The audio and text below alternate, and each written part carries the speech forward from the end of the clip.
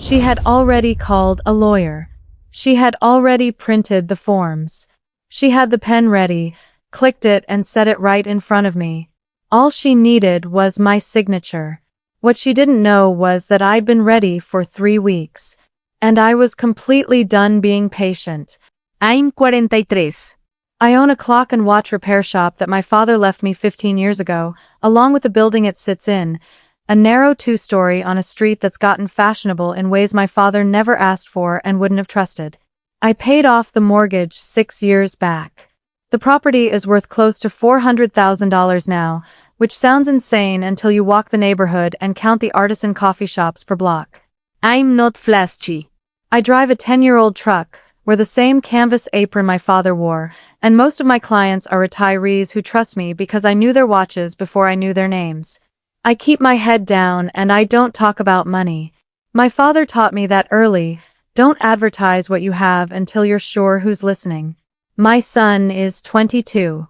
He got married about a year ago, and I was genuinely happy for him.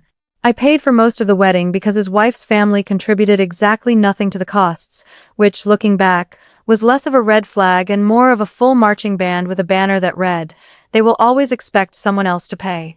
My daughter-in-law is sharp.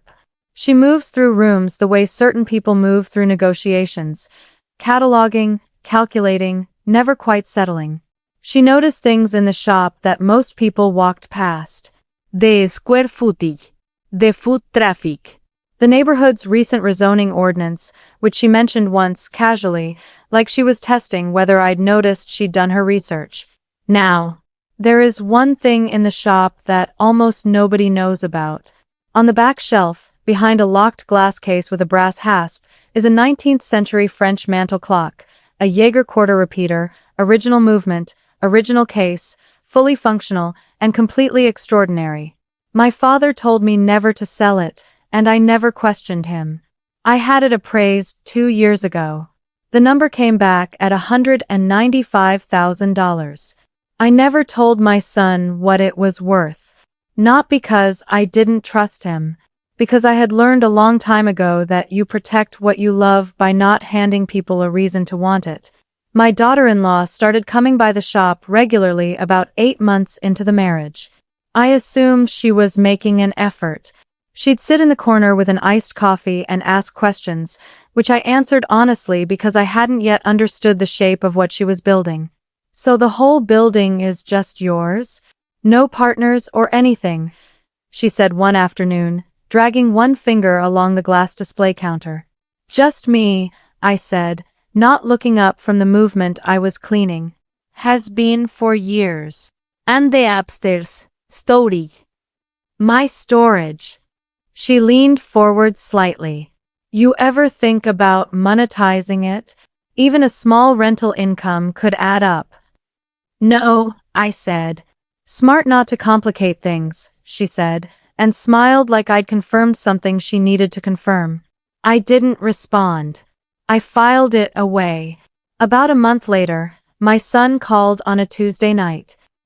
He had the careful, rehearsed tone of someone reading from a script that hadn't quite been memorized yet. "Dad, have you ever thought about taking on a business partner? Someone who could help modernize things, maybe bring in new revenue streams." "The shop runs fine," I said. "I know it does. But what's the actual long-term plan?" You can't work forever. "I'm 43, not 83. A pause. "Then, she just thinks there might be more potential here. That's all." There it was. She just thinks. She. Not a thought he developed on his own, a script he'd been handed and was now reading back to me in a voice that didn't quite fit. I told him I'd think about it. I had zero intention of thinking about it. 3 weeks later, my accountant called me at the shop. He sounded careful, which meant something was actually wrong. Someone had contacted his office the previous afternoon claiming to be from my bank, requesting a formal asset summary and property valuation. The name they left matched my son's last name. My accountant, a careful old-school man who had known me for 12 years, hadn't released a single number. He'd called me instead. I sat in the shop after closing, every clock ticking around me, a sound I'd found calming my entire life, and for the first time, it just felt loud. She wasn't trying to connect. She was building a file. I called my estate attorney the next morning. He listened without interrupting, which is how I knew he understood the weight of it. Don't say anything to your son. Don't change your behavior. Let her keep moving, he said. The more she does, the more we have. I hung up and looked at the French clock in its case behind the glass. It just kept ticking, patient, like it had all the time in the world.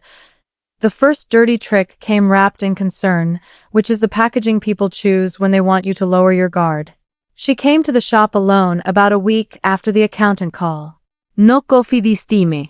She sat down with her hands folded and wore the expression of someone who had rehearsed being reasonable in front of a mirror that morning. I've been thinking about security, she said. Not just for us, for you too. You're building something real here and it deserves to be protected properly. I kept my eyes on the pocket watch I was servicing. I protect it fine. Of course you do. But what if something happened? A health scare, an accident? Wouldn't it make more sense to have my husband's name on the property while everything is stable? You'd still be in control. It's still yours in every practical sense. It's just protected. Protected from what, exactly? She paused a beat too long. From uncertainty. I set down my tools and looked at her directly. I have a will. My attorney updated it 2 years ago. Everything is handled. She left smiling.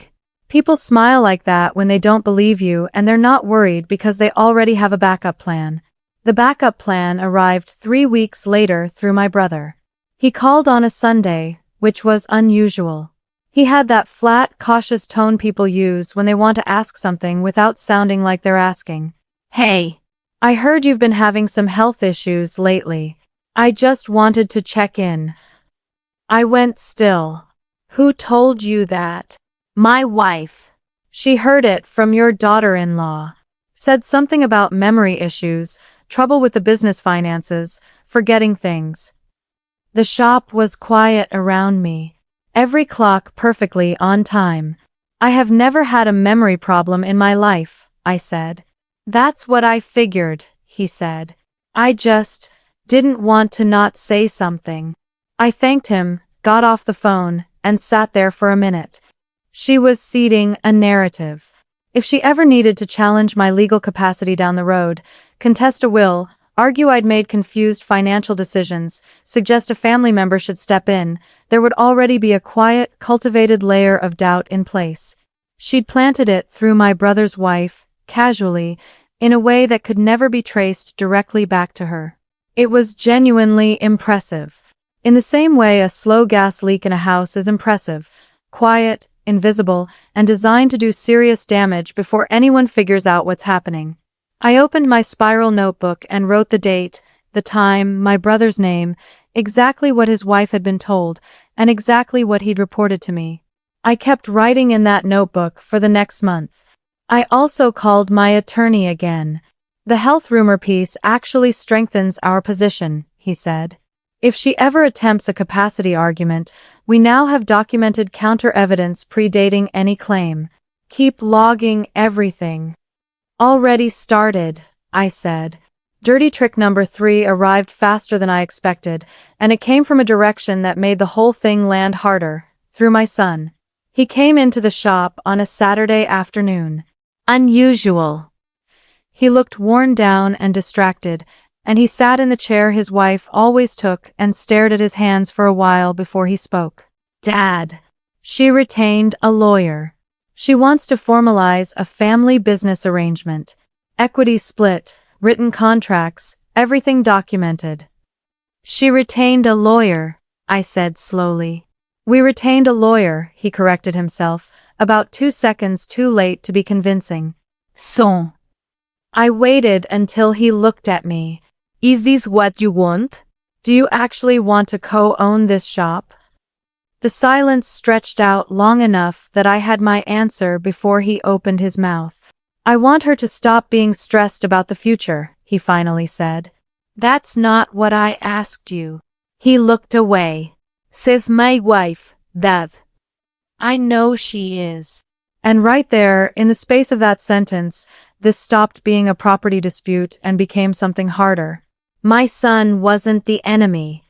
He was caught, used as a lever by someone who had understood early that he was the most direct path to what she wanted. If I went to war with her and won, I risked losing him permanently. If I did nothing, I would watch her take everything my father and I had built and walk away with it while my son stood in the middle of it, too ground down to object. I chose the path that cost the most in the short term and was the only correct one in the long term. That afternoon I made 2 calls. The first to a trust attorney.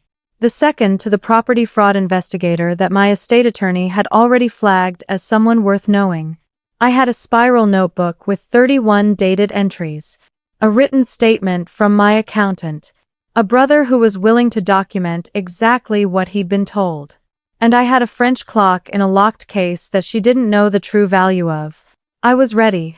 She escalated the following week, and when she did, she removed every last shred of ambiguity about what this was. She came to the shop on a Thursday afternoon and waited for the one customer near the front to browse his way out the door. Then she reached into her bag and placed a document flat on the counter in front of me. A quitclaim deed. My full legal name, already typed at the top. It's 30%, she said, keeping her voice measured, reasonable. 30% of the building transfers to my husband's name. That's all. You keep everything else, you keep full control of the business. This is a straightforward arrangement and I think you know it makes sense. I looked at the paper. Then I looked at her. You brought a pen? She pulled one from her bag, clicked it once, and set it on top of the deed like punctuation at the end of a sentence she'd already decided was finished. Take your time, she said, settling back. This was the third dirty trick, and it was the most legally reckless thing she had done yet. In Texas, presenting a property transfer document under pressure, a document you've prepared without the other party's consent or prior legal agreement, crosses the line from aggressive negotiation into deed fraud territory. My attorney had explained this to me 5 weeks earlier, almost like a rehearsal for exactly this moment. I'd like my attorney to review it first, I said. It's simple language. It won't take long. I'll still want him to look at it. She held my gaze for a moment. Don't make this complicated. I'll be in touch, I said. She left the deed on the counter. She left the pen. She walked out like someone who believed the hard part was already behind her. I did not touch either item with my bare hands. I went to the back room, pulled a latex glove from my repair kit, slid the deed into a clear plastic document sleeve, and called my attorney. He was quiet for a longer pause than usual when I told him. She walked it in herself, printed it, typed your name, and hand-delivered it. With a pen, I said. She clicked the pen and set it down. Another pause. Then he said, in a tone that I can only describe as professionally satisfied, "We move now." The property fraud investigator was in my attorney's office 48 hours later. I brought the sleeved deed, the spiral notebook with 33 dated entries, a written account from my accountant with the date of the fraudulent financial records call, and a written statement from my brother documenting the health rumor incident with his wife as a supporting witness. The investigator reviewed everything without rushing. He held the deed up to the office light at an angle for about 4 minutes. She typed your name on this herself, he said. It wasn't quite a question. Appears so, my attorney confirmed. He was never consulted on the document. He never agreed to sign. He never commissioned it. And she just left it on his counter. He set it down. Okay. Meanwhile, I had already sat with my trust attorney for 2 sessions. Within 10 business days of our first meeting, the building, the shop, and all contents, including the French clock, which I had reappraised and documented at $210,000, were transferred into an irrevocable trust. 2 certified copies of every document went to my attorney's office. 1 went into a fireproof box in my home. An irrevocable trust means exactly what it says. Once it is established, it cannot be undone by outside pressure. No quitclaim deed in the world touches it. No lawsuit, no family arrangement, no sustained rumor campaign about a middle-aged man's memory reaches it. Everything she had spent months building toward, the soft sell, the health narrative, the financial snooping, the deed, had just been rendered legally pointless.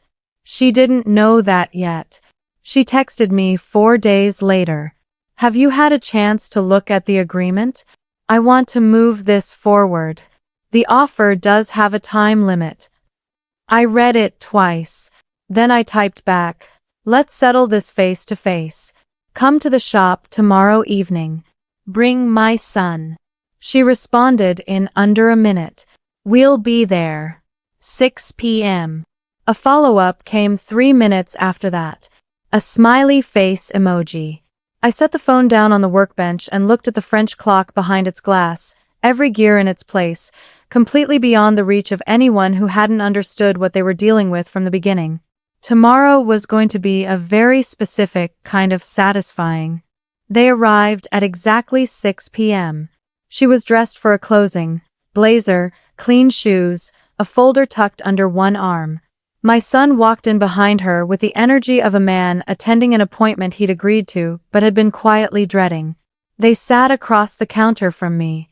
She opened her folder and slid a freshly printed copy of the quitclaim deed onto the counter between us. Revised language, same structure. A pen on top. "I think we're all ready to move forward," she said, keeping her voice smooth and professional. "I have something to show you first," I said. I reached under the counter and brought out my own folder. I opened it and turned the first page so both of them could read it. "The shop, the building, and all property I own has been placed in an irrevocable trust. That transfer took effect 11 days ago." She stopped moving. The room held the ticking of every clock on the wall. "That means there is nothing on this deed or any other that can affect ownership," I continued. "There is nothing to negotiate, nothing to partner on, and nothing to sign. It is legally sealed and permanent." She blinked. "You can't just." "I already did." I slid the second document out, the sleeved quitclaim deed, her document, her typed formatting, her pen marks on the outside of the sleeve. "I also want both of you to know that this has been documented and referred to a county property fraud investigator. What you are looking at is a copy. The original is with my attorney." My son looked at the deed. He looked at his wife. Something moved across his face. Not anger, not shock exactly. More like the look of someone who has been quietly suspecting something for a long time and has just been handed confirmation. "What is that?" he said. She started to speak. I kept going. "There is also a written statement from your uncle documenting the health rumor campaign that was circulated through his wife, and a recorded account from my accountant of the fraudulent financial records request made under your last name." The silence was the loudest thing that shop had ever contained. "I did it for us," she said, and she aimed it entirely at my son. "Every single thing I did was to protect our future." "You did it for yourself," I said, not raising my voice. "And you ran it through my son because he was the most direct path." My son looked at the deed on the counter for a long time without speaking. Then he stood up, put his hands in his pockets, and walked to the far end of the shop. He didn't leave. He just stood there with his back to us, looking at the wall of clocks. The civil demand letter reached her attorney's office the next morning. 12 pages. It outlined potential criminal exposure on 3 separate grounds: deed fraud under Texas Penal Code, fraudulent impersonation in the financial records inquiry, and defamation via the coordinated health rumor campaign. It listed every dated entry from the notebook, every witness, every document. It also formally requested full reimbursement of my legal expenses from the fraud inquiry. She retained a defense attorney within 24 hours, which cost her considerably. The inquiry and civil threat process ran for approximately 4 months. Her own attorney, I was told secondhand, was apparently quite direct with her about the level of documented exposure she was sitting under. She signed the agreement on a Tuesday afternoon in her attorney's office. The document acknowledged she held no legal claim, current or future, to any of my property, business assets, or estate. It included a clause specifying that any future attempt would result in immediate escalation to criminal prosecution. It also required her to reimburse my legal fees from the fraud inquiry in full. $12,240. I had the check framed. I'm kidding.